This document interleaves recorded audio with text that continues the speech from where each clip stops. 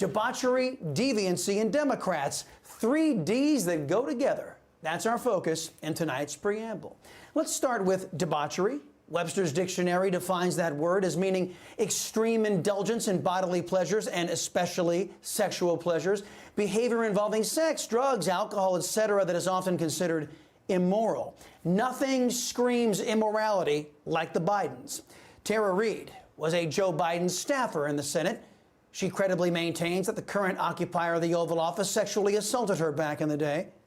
The debaucherous apple doesn't fall far from the tree. The laptop from hell belonging to Joe Biden's son, Hunter Biden, reveals some of the values held by the family that leads the Democrat Party.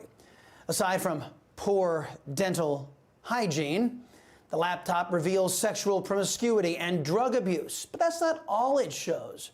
Because the laptop allegedly contains evidence of the Biden family's dealings with foreign countries, enemies like China and Russia, and corrupt countries like Ukraine, many consider the laptop a revelation that Joe Biden is compromised, willing to sacrifice the safety and security of every man, woman, and child in America in an effort to protect and enrich his crooked son and family, who, in my opinion, and evidence on the laptop suggests, was influence trading to enrich the Biden family. To borrow a phrase from the crooked press, the walls appear to be closing in on Hunter and his father. Yesterday, Senators Chuck Grassley and Ron Johnson took to the Senate floor to provide a receipt for a payment of $100,000 from the Chinese energy company CEFC to Wells Fargo Clearing Services, with further credit being paid to Hunter Biden's firm, Owasco. Over in the House of Representatives, Florida Congressman Matt Gaetz did this. Gentleman is recognized. Thank you, Mr. Chairman. After a consultation with majority staff, I seek unanimous consent to enter into the record of this committee content from, files from, and copies from the Hunter Biden laptop. Without objection. Thank you. Eat that, Twitter. Let's expand our conversation into deviancy. Left-wing extremists who apparently now run the Disney empire have targeted your children, determined to introduce sexual themes and discussions at young and inappropriate ages. A Disney executive, Carrie Burke, who's in charge of content, vowed that at least half the characters in Disney's productions will be LGBTQIA, or from racial minorities, by the end of the year. Disney is now committed to sexually grooming your children at a very young age. The good news for you is you can choose whether or not to fund this deviancy. You can stop buying Disney movies, stop going to their theme parks. By the way, employees have been instructed that they can no longer say boys and girls at these theme parks. And at Disney theme parks, employees can no longer assume that little girls want to be called princess. Again, you can choose to defund Disney if you wish. But Disney's partners in GovEd, they get your money no matter how much you wish to protect your kids. Last week in the alleged conservative state of Texas, children were forced to celebrate Gay Pride Week. They only dedicate one day to Dr. Martin Luther King there.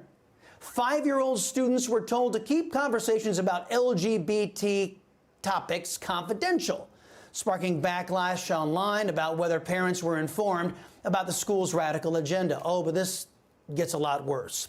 According to the libs of TikTok, a 4th grade teacher was caught on internal messaging complaining that an entire week dedicated to the gay agenda in the government-run schools was not enough. She complained that a fitness walk should have been dubbed a gay pride parade for the grade schoolers. She went on to claim, absurdly, that 20 out of 32 students in her class came out to her as LGBTQ ABCDEFG.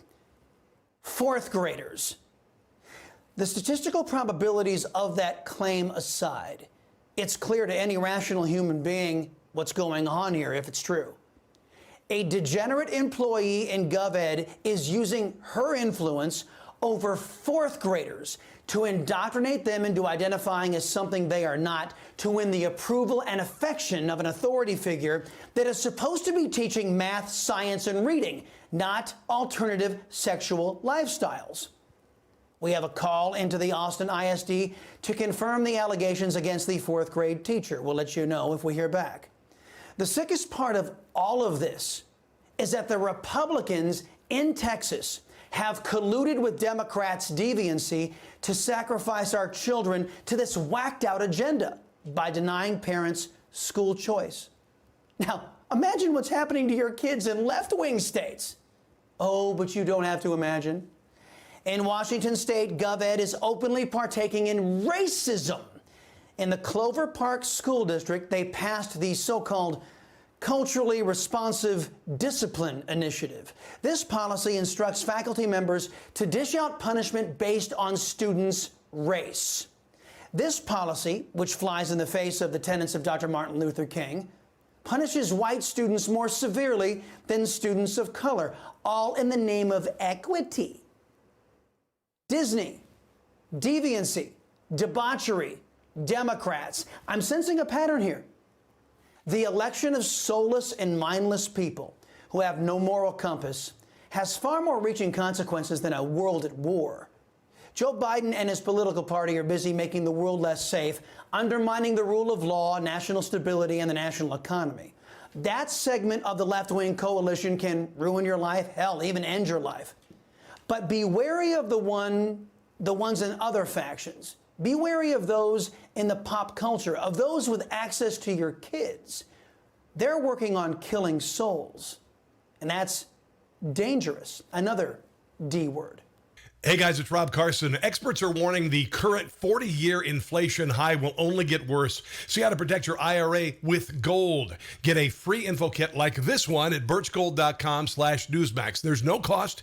There's no obligation. Just get your free info kit at birchgold.com/Newsmax.